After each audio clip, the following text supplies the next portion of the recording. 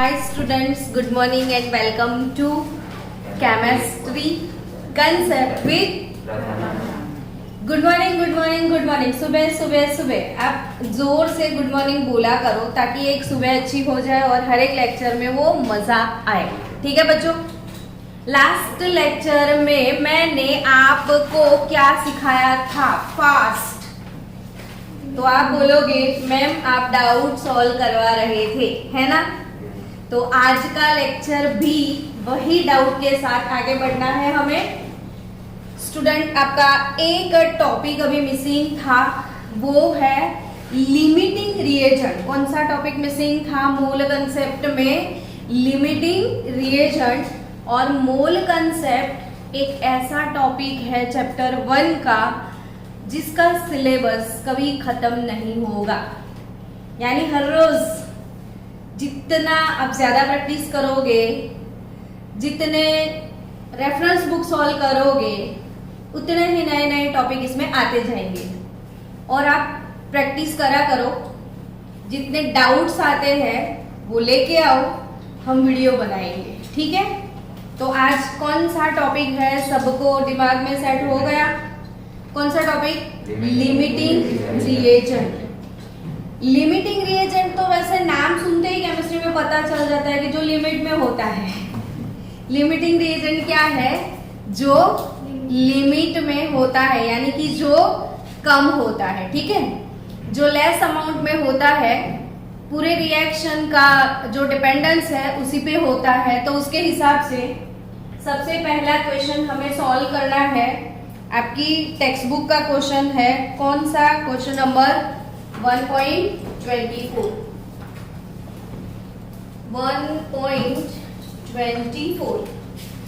1.24 number का जो question है वो है हमारे पास एक इक्वेशन N2 गैस। इसमें करेक्शन चाहिए। टेक्स्ट बुक में 3 मोल H2 गैस वैसा नहीं लिख के दिया है, इसे बैलेंस कर दो, वो प्रिंट मिस्टेक है। ये इक्वेशन आपको प्रोवाइड किया गया है। इसमें बोला है question is that calculate mass of ammonia, mass of ammonia produced if 2 into 10⁻³ gram dinitrogen reacts with 1 into 10⁻³ gram hydrogen. Student, according to stoichiometry of this reaction, according to what? Stoichiometry of this reaction, 1 mole nitrogen reacts with 3 moles of hydrogen and produce 2 moles of ammonia. सब लोग ऐसे मन से बोलो, हाँ? मतलब समझोगे ना तो बहुत मजा आएगा। स्टोइकियोमेट्री में सबसे ज्यादा इजी क्वेश्चन किसके होंगे?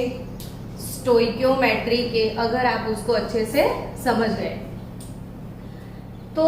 1 मोल नाइट्रोजन, 3 मोल हाइड्रोजन, मोल के हिसाब से देखा जाए तो जब ये 1 मोल अमाउंट चाहिए तब ये कितना चाहिए? 3 मोल अमाउंट। लेकिन मास के हिसाब से देखो तो मास के हिसाब से देखो N2 गैस यानी 28 ग्राम नाइट्रोजन है, 3 मोल हाइड्रोजन, कितना मोल? 3 मोल। हाइड्रोजन का एटॉमिक मास कितना? 1 ग्राम। अब नहीं पता है तो याद रखना, हाइड्रोजन का एटॉमिक मास कितना है? 1 ग्राम। तो 3 into 2, देखो ध्यान से, 3 into 2 कितने हुए? 6। एक हाइड्रोजन का मास 1 ग्राम है तो 6 मोल का 6 ग्राम होगा कि नहीं? नाइट्रोजन का एटॉमिक मास 14 है, हाइड्रोजन का एटॉमिक मास 1 ग्राम है, ठीक है। 2 नाइट्रोजन है, 14 इंटू 2 28 ग्राम, और ये कितने ग्राम? 6 ग्राम।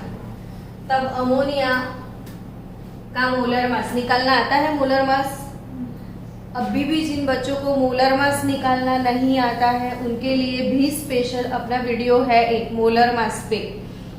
तो नाइट्रोजन का 14 प्लस ये 3 कितना हुआ? 17 इंटू 2 कितना होगा? 34 ग्राम।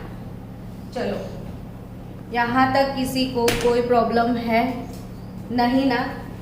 अब आप मुझे बताओ कि 28 ग्राम नाइट्रोजन चाहिए, तब कितने ग्राम हाइड्रोजन चाहिए? खाली 6 ग्राम, यानी मोर ग्राम्स नाइट्रोजन के, लेस ग्राम्स हाइड्रोजन के। आपको क्या लगता है?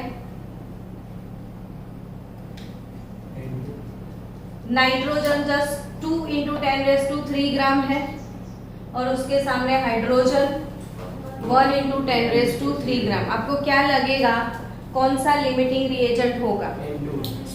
N2 होगा नाइट्रोजन। अगर नहीं समझ में आता है तो ऐसे सोचो कि 6 ग्राम हाइड्रोजन के साथ कितना? 6 ग्राम हाइड्रोजन के साथ कितना ग्राम नाइट्रोजन चाहिए? 28 ग्राम। तो 1 ग्राम के साथ कितना चाहिए? देखो, 6 ग्राम वर्सेस 28 ग्राम, तो 1 वर्सेस कितना? तो 28 इंटू 1 डिवाइडेड बाय 6, तो 14/3, यानी 3 4 are 12। समझ रहे हो बच्चों? यानी 4 पॉइंट समथिंग ग्राम चाहिएगा। समझ लो कि 6 ग्राम नाइट्रोजन के सामने, सॉरी 6 ग्राम हाइड्रोजन के सामने 4 पॉइंट समथिंग ग्राम नाइट्रोजन की जरूरत पड़ेगी। तो इतना है नहीं है, तो लिमिटिंग कौन हुआ? नाइट्रोजन। समझ में आया कैसे कैलकुलेट किया? समझ में आया कि ये 6 ग्राम वर्सेस कितना चाहिए? 28 ग्राम। तो फिर ये 1 वर्सेस कितना चाहिए? तो 4 पॉइंट समथिंग चाहिए, पर 4 पॉइंट समथिंग है नहीं है। कितना है? 2, यानी लिमिटिंग कौन हुआ? नाइट्रोजन हुआ। लेस अमाउंट में कौन है? नाइट्रोजन। तो अब पूरा कैलकुलेशन जो है वो किसके हिसाब से आपको करना पड़ेगा? नाइट्रोजन के हिसाब से। आया समझ में? हमेशा स्टोइकियोमेट्रिक कैलकुलेशन किसके हिसाब से की जाती है? लिमिटिंग रिएजेंट के हिसाब से। जो लिमिटिंग होता है उससे ही कैलकुलेशन होती है।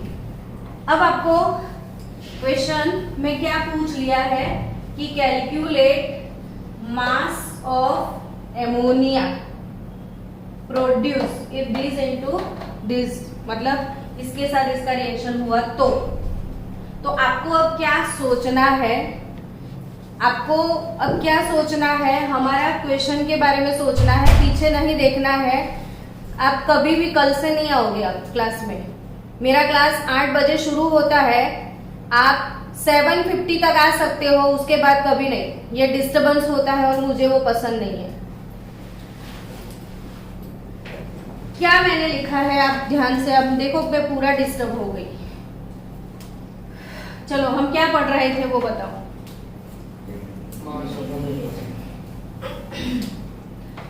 मास कैलकुलेट करना है अमोनिया का, ठीक है। कैसे कैलकुलेट करेंगे आप लोग ही बताओ ना मेरे को formula.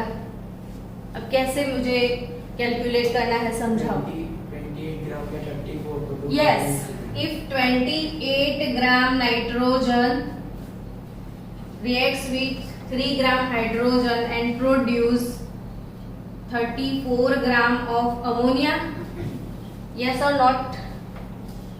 28 gram nitrogen produce 34 gram of ammonia, तो हमारे पास कितना है? 2 इंटू 10⁻³ ग्राम। तो कितना अमोनिया प्रोड्यूस होगा? तो 34 इंटू 2 इंटू 10⁻³ अपॉन 28। तो आंसर क्या आएगा? निकालो। आपको आंसर कैलकुलेट करना है, ऐसे यहाँ पे बैठे बैठे सीन नहीं देखना है। मैं बोल रही हूँ कि आंसर निकालो आप लोग, और सब लोग आराम से बैठे हो आप लोग।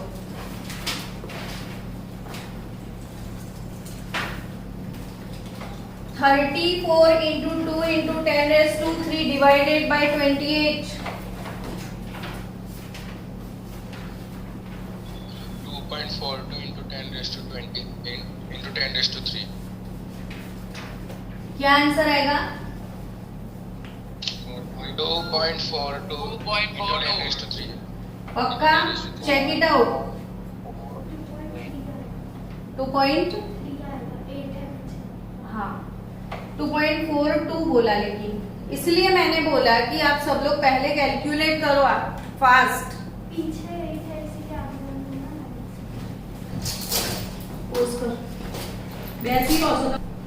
क्या आंसर आ रहा है? 2.42 इंटू 10 रेज टू 3 ग्राम।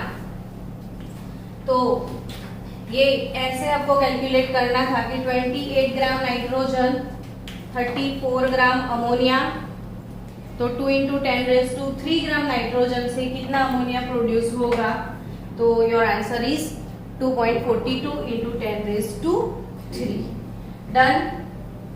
चलो नेक्स्ट, ऐसा ही लिमिटिंग रिएजेंट का 1-2 क्वेश्चन सॉल्व करेंगे आज। ध्वनि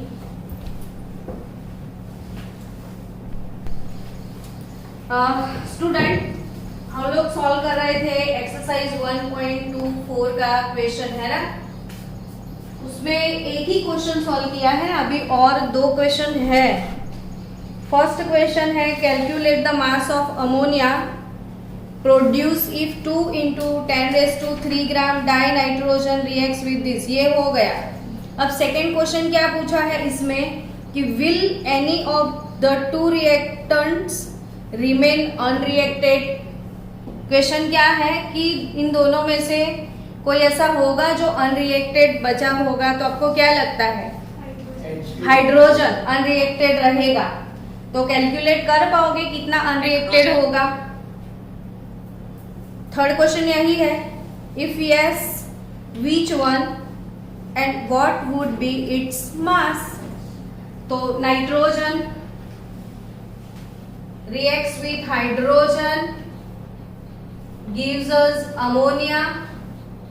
हमारे पास था ये 2 इंटू 10 रेज टू 3 ग्राम, और ये कितना था? फास्ट बोलो 1 into 10 raise to 3 gram. Yes, ये 2 इंटू 10 रेज टू 3 ग्राम, और ये 1 into 10 raise to 3 gram hydrogen है। आपने क्या बोला था? लिमिटिंग कौन है? नाइट्रोजन। तो ऑब्वियसली जल्दी खत्म कौन हो जाएगा? नाइट्रोजन। तो कौन अनरिएक्टेड रहेगा? हाइड्रोजन। अब क्वेश्चन ये है कि इफ यस, हाइड्रोजन। हाँ हाइड्रोजन। तो क्वेश्चन ये है कि इफ यस, तो उसमें से वो कितने अमाउंट में बचेगा वो बताओ मेरे को। तो वो कैसे सॉल्व करोगे आप? हाँ, तो ऐसे कि भाई ये 28 ग्राम था, तब ये कितने ग्राम यूटिलाइज हो रहा था? 6 ग्राम। तो 28 gram nitrogen reacts with 6 gram of hydrogen. 28 gram nitrogen reacts with 6 gram of hydrogen. Then 2 into 10 raised to 3 gram nitrogen. उसे कितना हाइड्रोजन चाहिए? तो 6 into 2 into 10 raised to 3 divided by 28 ग्राम। तो आपका 0.4285 सीधा आंसर कितना है? 0.4285 इंटू 10 ग्राम। सिर्फ इतना ही यूज होगा ना? तो अनरिएक्टेड मास कितना होगा बोलो? तो अनरिएक्टेड मास ऑफ नाइट्रोजन कौन बच्चा मुझे बताएगा? सॉरी, हाइड्रोजन कैसे कैलकुलेट करना है? कौन सिखाएगा? 1000 minus 4.8 तो 1 into 10 raised to 3 minus 3 minus this mass. 0.4285 into 10 raised to 3. तो obviously 1 minus 0.4285 into 10 raised to 3. देखो 10 raised to 3 दोनों का पावर सेम है ना, तो उसे क्या किया जाता है, पावर सेम होता है तो कॉमन निकालते हैं, ठीक है। तो ये निकल गया आपका कॉमन, और 1 minus 0.4285, तो आंसर क्या बचा,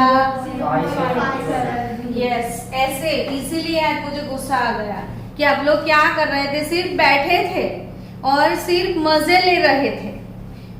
तो क्लास में हो भाई, एक्टिव बनो। चलो अब मेरे को हंसा देना थोड़ा, ये तो मेरा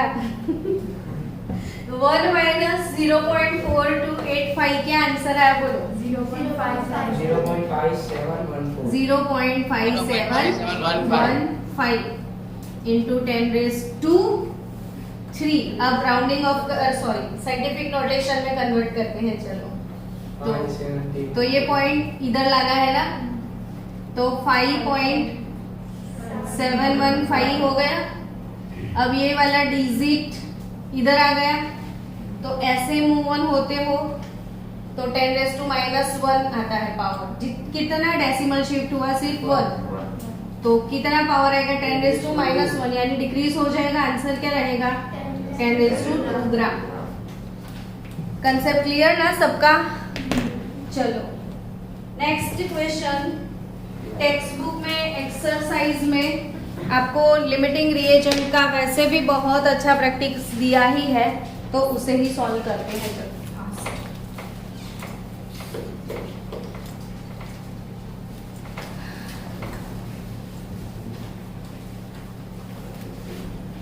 नेक्स्ट क्वेश्चन टेक्स्ट बुक का ही 1.23। आपको एक चीज समझनी है बच्चों मेरे साथ केमिस्ट्री में, कि हर एक चैप्टर की एक्सरसाइज हम लोग 100% सॉल्व करेंगे। क्या बोला मैंने, रिपीट करो, हर एक चैप्टर की एक्सरसाइज 100% सॉल्व करनी है। और जो बच्चा एक्सरसाइज पूरा सॉल्व कर लेना अच्छे से, वो कॉम्पिटिटिव लेवल में गुजरात फर्स्ट आने से उसको कोई नहीं रोक सकता। यानी कि बच्चे टेक्सचुअल एक्सरसाइज पे कभी फोकस ही नहीं करते हैं, लेकिन हमें क्या करना है, पूरा एक्सरसाइज। और आप आके कभी मेरे को ये बोलना, मैम आप एक्सरसाइज से कोई भी क्वेश्चन मुझे दे दो, मैं आपको सॉल्व करके बता दूंगा। That's our spirit.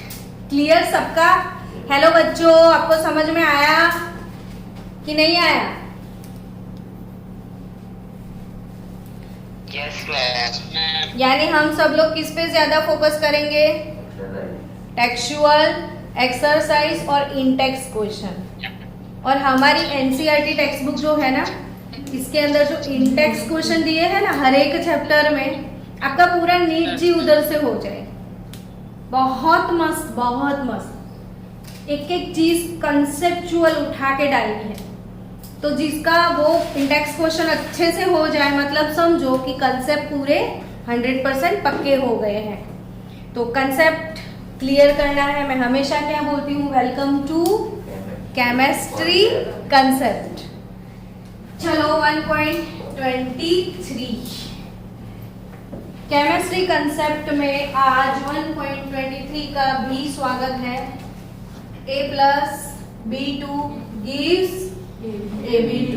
अपने मन से बोलो, 1 mole A reacts with 1 mole B2 gives 1 mole AB2। क्या, AB2। Identify the limiting reagent if any in the following reaction mixture। आपको क्या आइडेंटिफाई करना है, limiting reagent. Limiting reagent identify करना है, तो इसमें फर्स्ट दिया गया है 300 atoms of A plus 200 molecules of B। चलो फिर एक साथ दो क्वेश्चन अभी लिखते हैं। 2 मोल A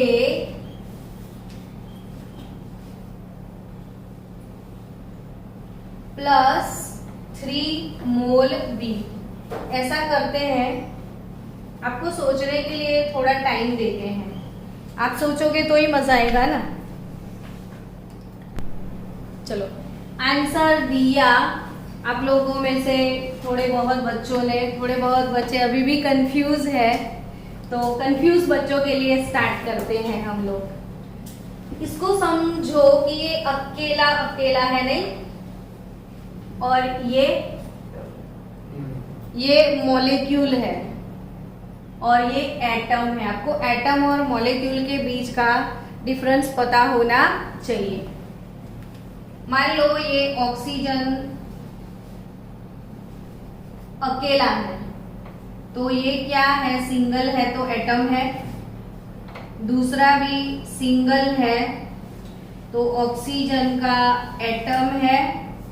अब दोनों मिल के यानी ऑक्सीजन एटम O2 बन गया, तो ये क्या हो गया, मॉलिक्यूल। ये बच्चे समझ नहीं पाते हैं। मैम स्क्रीन ठीक क्लियर है? नहीं है। क्या बेटा? स्क्रीन क्लियर नहीं है।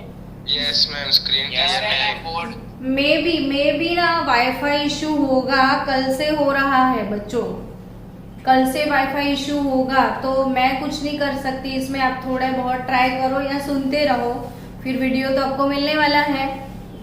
चलो तो ऑक्सीजन एटम प्लस ये क्या, ऑक्सीजन एटम बना क्या, O2 मॉलिक्यूल। यानी ये B2 है तो ये मॉलिक्यूल है, और ये सिंगल है तो क्या है, एटम है। क्लियर? अब समझना कि ये 1 मोल A के एटम्स होंगे ना, और ये भी 1 मोल, यहाँ पे कुछ नहीं लिखा है तो ये भी क्या है, 1 मोल। लेकिन ये एटम है, ये मॉलिक्यूल्स है। आया समझ में? अब स्टोइकियोमेट्री के हिसाब से सोचो कि 1 mole A atoms reacts with 1 mole B2 molecules and gives us 1 mole AB2 molecules। Clear ना सबको? तो स्टूडेंट्स देखो, आपके पास 1 मोल वर्सेस ये कितना चाहिए। हेलो, सिंपल सी तो बात है। 1 मोल A एटम्स वर्सेस आपको क्या चाहिए, 1 मोल B2 मॉलिक्यूल्स चाहिए। समझ में आया? 1 मोल A एटम के साथ क्या चाहिए, 1 मोल B2 मॉलिक्यूल्स आपको चाहिए कि नहीं। तो आपको 300 एटम के साथ 300 मॉलिक्यूल चाहिए, हालांकि है कितने, 200। आ गया ना समझ में? 200। तो यस, इसमें 1 mole A atoms versus 1 mole B2 molecule चाहिए। तो 1 मोल वर्सेस 1 मोल, तो 300 एटम वर्सेस इसके 300 मॉलिक्यूल चाहिए आपको, जो है नहीं। तो यानी लिमिटिंग कौन हुआ इसमें, B2, तो B इज लिमिटिंग रिएजेंट। ठीक है? अब ये बताओ मुझे कि अनरिएक्टेड कौन रहेगा इसमें, A और B में अनरिएक्टेड A, क्योंकि B तो खलास हो जाएगा ना, लिमिटिंग है तो बचेगा कौन, A बचेगा। अब कितना बचेगा वो बताओ, 100। तो ये हाँ, तो जो लिमिटिंग है उसी से कैलकुलेशन होता है ना। तो B2 लिमिटिंग है, तो इसका 1 वर्सेस इसका 1 चाहिए, तो इसका 200 वर्सेस इसका 200 चाहिए, तो है कितना, 300। तो 100 atoms remaining unreacted, 100 atom remains unreacted. Concept clear? चलो सेकंड क्वेश्चन सॉल्व किया जाए। 2 mole A versus 3 mole B लिखा है। Answer B. B।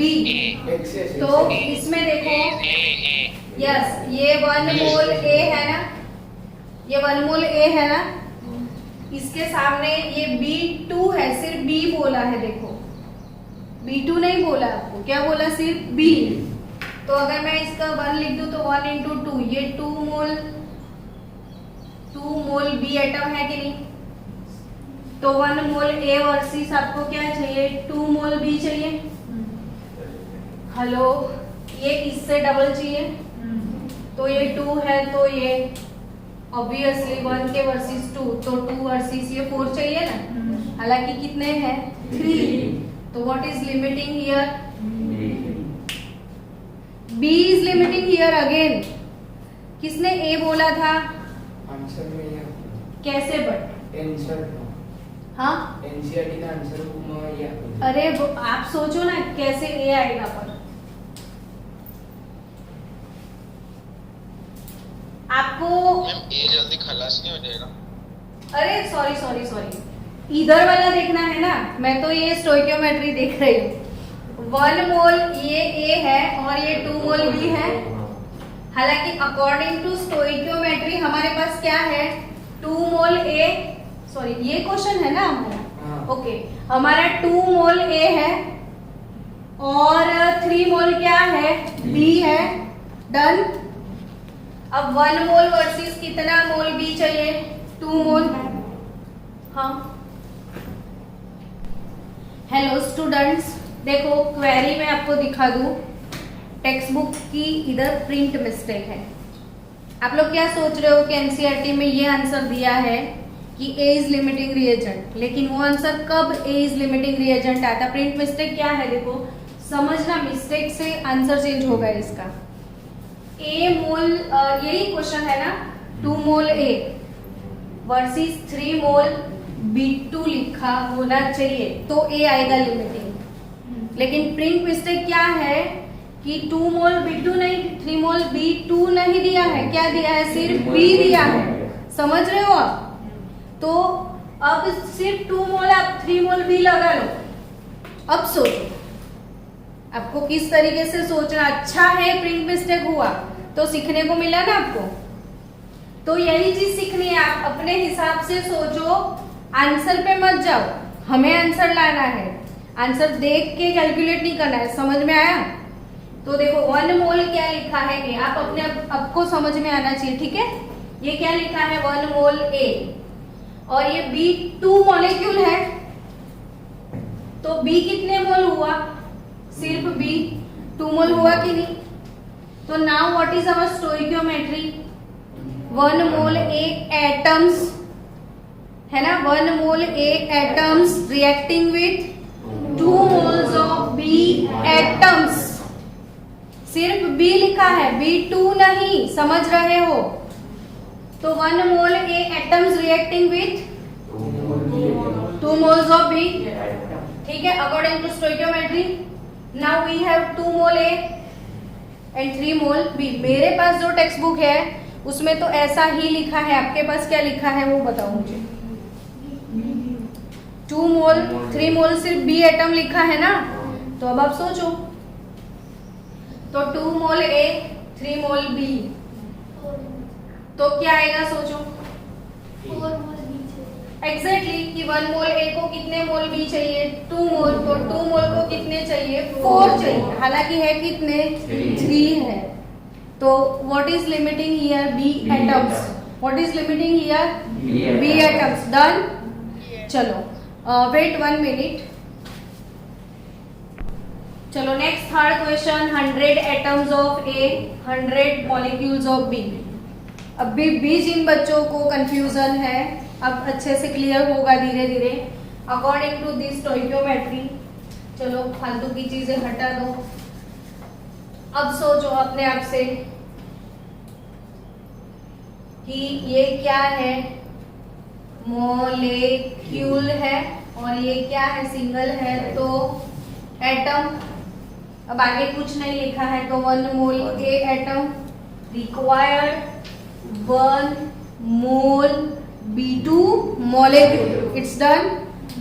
1 mole A atom required 1 मोल मतलब 1 वर्सेस 1 चाहिए तो 100 atoms of A neat and clean लिखा है ना 100 atoms of A required 100 molecules of B2 आपको लिख रहा है ना दिख रहा है ना आपको क्या लगता है कौन लिमिटिंग कोई भी नहीं। No one is limiting No limiting reagent. Yes no limiting reagent पक्का पक्का सब कुछ खत्म हो जाएगा ठीक है नेक्स्ट 5 मोल ए ये बहुत अच्छा क्वेश्चन है इसमें बहुत कुछ हम समझ लिए नहीं 5 मोल ए 2.5 एट 2.5 मोल बी देखो अब फिर से सिर्फ बी लिखा है हाँ है ना तो इसको एटम के फॉर्म में ही समझना है ना आपको और ये बी एटम होगा इट्स डन नाउ नाउ 5 मोल ए और 2.5 मोल B yes or not yes according to stoichiometry what do you say here 1 mole A atom reacting with 2 mole B atom done 1 mole A atom reacting with 2 mole B तो 1 mole A के लिए 2 mole B चाहिए B थोड़ा ज्यादा चाहिए तो 5 मोल A के लिए B कितना चाहिए 10 चाहिए हालांकि है कितना 2.5 what is limiting here B concept clear सबका Is limiting reagent. हाँ Yes. जोर से बोलो क्या कुछ कोई बोल रहा था B is limiting reagent. Yes B is limiting reagent I think अब धीरे धीरे कुछ अच्छा फीलिंग आ रहा है नेक्स्ट अभी भी है आपके पास कोई ऑप्शन या खत्म हो चुका है 2.5 मोल A 2.5 mole A 2.5 mole A के साथ क्या है 5 मोल B अब मुझे बता No limiting reagent. No limiting reagent यानी अच्छा समझ में आ गया है तो लिमिटिंग रिएजेंट किसको बोलते हैं पता चल गया कि जो कम अमाउंट में होता है और जो कम अमाउंट में होता है वो जल्दी से खत्म हो जाता है तो रिएक्शन बंद हो जाएगा ना तो हमेशा स्टोइकियोमेट्रिक कैलकुलेशन किसके हिसाब से की जाती है जो लिमिटिंग होता है उसके हिसाब से